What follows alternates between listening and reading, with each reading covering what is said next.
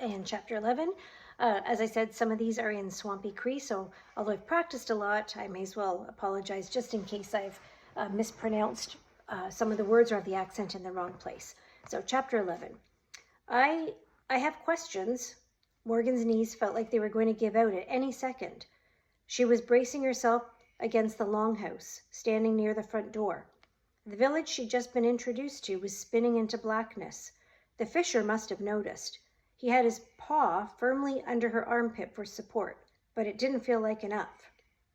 How is this even possible? She asked. Eli drew this. It's not real. The fisher laughed. Esquasis, the boy may have drawn Missawa, but it's very real. But how? Morgan widened her eyes to keep them open, to fight off the darkness that was overtaking her vision. How? And she was losing the fight. All things are connected, the fisher said. Your world and this one, the sky and the land, all that is. So you know about humans? Oh yes, he said, I know about... Morgan's legs finally gave out. She started to fall, only to be caught by the fisher. He lifted her into his arms, and their eyes met. To her, his eyes were at once black, endless, and kind. Who are you? She asked. I'm Ochek, and we need to get you into the warmth. There'll be time for questions later. Eli, Morgan whispered deliriously. Eli. Everything went black. Morgan felt the sensation of being rocked, slowly back and forth. She was being carried, but the howling wind and the cold were gone. In their place was warmth and the sound of a woman humming. And the song was familiar. Morgan felt the same tug that she'd felt when standing in the snow, facing the great tree in the forest behind it. Drawn to the sound and the warmth and the rocking. She opened her eyes and was standing in a room with a lamp on a small table, a rocking chair, and nothing else except a window. Outside the window were ancient trees, thick and tall. Then there appeared a woman on the chair, and a toddler, a girl, in the woman's arms. The woman was rocking the sleeping child, humming a song to her. It was sweet and gentle, and the girl looked peaceful. But the mother was not peaceful. The mother was crying, trying not to sob. Sobbing might wake the girl. Kiski sito taso, the woman whispered to the girl after the song had finished. Kiski sito taso. A voice pulled Morgan away from the dream. Somebody was calling her name. She opened her eyes to find Eli sitting next to her. You're here. Morgan touched his face just to make sure it was actually him and she wasn't hallucinating. You're awake, he said. Morgan propped herself up on her elbows. She felt stronger and she was happy to be in the warmth. She was lying on a bed of spruce boughs with a thick and heavy hide over her body. There was a small fire in the pit beside her, a bed casting light across the wooden walls. A chair sat unoccupied in the corner of the room, beside an opening that led to a room beyond that. There was another empty bed of spruce boughs on the opposite side of the fire. It was warm in the room, but the cold was still there, outside the longhouse. It announced itself with the wind, howling and pushing against the walls. Morgan looked over Eli carefully. He wasn't in the clothes he'd been earlier in the night. He was dressed like Ochek, wearing grayish pants, a brown jacket with a hood, and white moccasins. The only thing the same about Eli was his braided hair, neat and tight. Braided hair. The woman in her dream had had hair like that too, hair like strands of midnight. Morgan pictured the woman sitting in the chair, rocking the baby, singing to her, whispering that word, Kiski sito taso. Morgan shook her head. I was having a dream. No, this is real. Oh, no, that's not what I meant, she said. I was literally having a dream, but it felt so real. Morgan focused on the woman and repeated the word she'd repeated to the toddler. It wasn't English, it was something else. Cree. Dreams can tell us important things, Eli said. Where you're from, your community, do they speak Cree? Morgan expected the smile to leave Eli's face at the mention of his home community, but it didn't. Yes, Swampy Cree, It's a Cree dialect. Do you speak it? She asked. I mean, I know you know the words and stuff, but are you fluent? He nodded. The woman in my dream, she kept saying this word to a little girl. She was humming a song, and then she said one word over and over. Well, what word was it?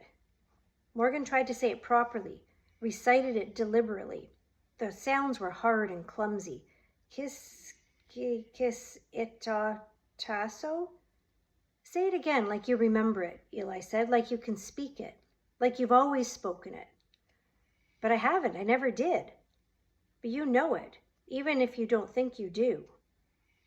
The boy who she'd known for a week seemed much older, and in only a matter of hours. It's in his eyes, she thought. He's so quiet and sure. She took a breath and thought of the dream and the woman, and the word just came off her lips. I know that word, he said. In English, it means something like, don't forget about who you are, or don't forget yourself. That'd be the closest. Why would I dream that word? She asked. Why did I dream that woman? Well, sometimes you can dream a memory, he said. A memory. Morgan held on tight to the dream, even as it tried to pull away and leave only fragments. She held on tight to the woman's face, and Morgan gasped, put her hands over her mouth, and a tear fell. That was my mom. Morgan, Eli reached out and put a hand on her shoulder. The shock of the realization, the longing she'd felt, left in a snap. In its place, all she could feel was anger. The burning in her chest boiled over and coursed through her body like blood. She pushed the hand off her shoulder and buried herself under the hide blanket. What were you thinking going off like that, huh? She said. Did you ever even think about how I would feel? I did. It's just what? You can't possibly have a good excuse for what you did. You could have died. And then what? She pulled the blanket just low enough to see him. It reminded me so much of home when I saw Missawa for the first time. He stared into the fire. I miss home so much. Damn it, Eli. Morgan's breathing went from almost hyperventilating to calm in no time. She looked at him from under the security of the bedding. I'm sorry for saying what I did and pretending this was your home. I can hardly remember that. He grinned warmly at her. Don't worry about it. I think I was just jealous, because you can remember your memories, not just dream them. It doesn't matter, he said. Not anymore. You know what's messed up? Morgan got out of the hide blanket entirely, so that she and Eli were sitting across from each other. The way you feel about here, I kind of felt in my dream. Even now I know it was my mom. I mean, for all I know, that was the last time I saw her, before she let me go. Morgan fought back tears. If she didn't want me to forget myself, well, she should have kept me around. Well, maybe she should have. Maybe she didn't have a choice. Well, don't say that, because you don't know that. Sorry. Anyway, Morgan shook it off. How can anybody remember who they are when they've never been in the same place for more than a couple of years? She felt the anger bubbling again right inside her chest, hot and quick. She's just a stupid memory to me now, and that's all. So, her shout fell to a whisper. So is whoever she wanted me to be. Okay. He looked like he was going to cry. Tears were welling up in those huge eyes of his. Morgan tried to steady her breathing. I'm not angry at you. You're just here, that's all. A long silence followed. All they could hear was the crackling of the fire and the gusting wind.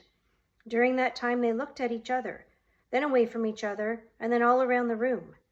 Morgan spent time assessing Eli's clothing and how he had changed, and thought it was remarkable that he looked this way after such a short period of time. How much time exactly? She wished she hadn't left her phone in her bedroom. How long was I out? She asked. And he thought for a moment, an hour maybe? An hour. And the walk here had taken who knew how long because she had passed out. Again, she was becoming the fainting queen. By now it would be getting close to morning back on Earth. Well, Earth. Was this not Earth? It couldn't be. Earth did not have talking animals. Her fantasy-reading brain kicked in, leaving behind for a moment her worry about time. It couldn't be Earth, but they couldn't be on another Earth either, because they hadn't actually traveled anywhere. They just stepped through a portal, not flown somewhere on a spaceship. Maybe this was some kind of parallel dimension. That had to be it. She'd read about parallel dimensions. Oh, Morgan's heart skipped. It was like the multiverse in Spider-Man, and like lots of other comic books. Morgan, Eli said. I said you'd been out for an hour? Hello? He waved a hand in front of her face. Okay. She took a breath or two, and now that the theory of the multiverse had been solved, she returned to her worry about time. Actual time. It was close to morning. That meant they had to start going now. She stood up. We have to get moving. He sprung to his feet and said, What? Where? Home. Where do you think? She moved for the door. He stepped in her way and said, No. Why? Well, because Katie and James are going to be up soon and I don't want them to freak out. That's why. Now move. Morgan tried to push past, but he didn't budge. It took you 2 weeks to come find me, and all of a sudden you're worried about me getting home before morning? What? 2 weeks? You've been here for 2 weeks? Morgan held her head with both hands, like she had the world's worst migraine. Okay, what? No, why would you say that? Say what? He asked. I'm just guessing. I don't have a calendar or phone. Ask Ochek. He... Weeks? Give or take a day? You're lying, she said. I don't know what you want me to say. I left the secret room maybe a few hours ago, Eli, at most. And you left the room maybe 2 hours before me? But this is... She sat back down on spruce boughs because she felt like she was going to faint again. Well, this is... Now it wasn't just a multiverse, but time too. Hours in her reality, weeks in this one. Was that why Eli looked so different? Was he telling the truth? How could that even be? You have to be lying. You've got to be. I'm afraid the boy is telling the truth. Ochek entered the room and sat down in an unoccupied chair. It has been over 2 weeks since he arrived in Mississauga. I've been making notches to count the days. Since